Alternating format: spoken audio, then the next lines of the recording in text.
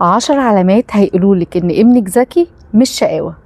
أول علامة فيهم إن أسئلته كتير قوي، وأسئلته في نفس الوقت غريبة، يعني بيسألك هي السما زرقاء ليه، أو الكاميرا بتصور إزاي. تاني حاجة إن ذاكرته قوية جدا، بيفتكر مواقف بتفاصيلها كأنها لسه حاصلة، وممكن يفتكر الناس ما شافهمش غير مرة واحدة أو شافهم من فترة بعيدة. وتالت علامة إنه بيتعلم بسرعة قوي، يعني بيتعلم يعد بسهولة، أو بيكتب اسمه بدري عن باقي أصحابه، أو بيتعلم كلمات جديدة بسرعة. رابع علامة إن خياله واسع قوي، بيخترع قصص، يعني ممكن هو مش بيخترع عشان هو كذاب، هو بيخترع لأن خياله واسع، أو بيخترع ألعاب، يجيب شوية معالق وشوك أو أي حاجة في البيت ويعمل منها لعبة يتسلى بيها، أو بيخترع شخصيات وهمية ويقعد يتكلم عنها ويتكلم معاها ويلعب معاها. وخامس علامة إنه بيحب يتكلم في مواضيع أكبر من سنه، يتكلم عن الموت، عن الاختراعات، عن قضية طالعة ترند جديد، فيبقى عايز يعرف تفاصيل أكتر حتى لو الحاجات دي مش مناسبة لسنه. ورقم 6 إنه بيحب يدور على حلول،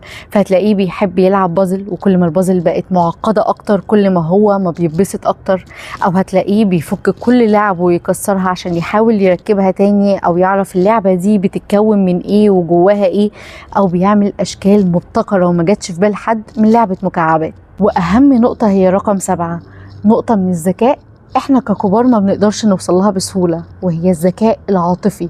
حنين وبيحس بالناس وعنده مشاعر، لو انت قاعد بتضحك وبتهزر هو بيقفش ان انت زعلان ومش مبين، ولو بيتفرج على فيلم كرتون وحصل فيه مشهد مؤثر ممكن يقعد يعيط ويتأثر بيه قوي.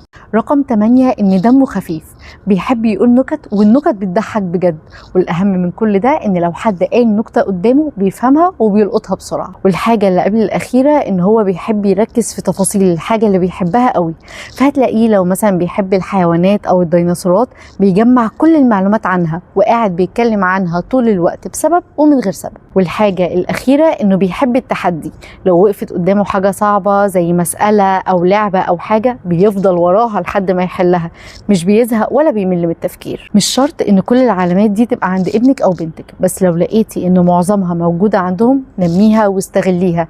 اوعي تزهقي وتبطلي تسمعي له او تشوفي ان هو شقي وبيفرق كده زيادة عن اللزوم.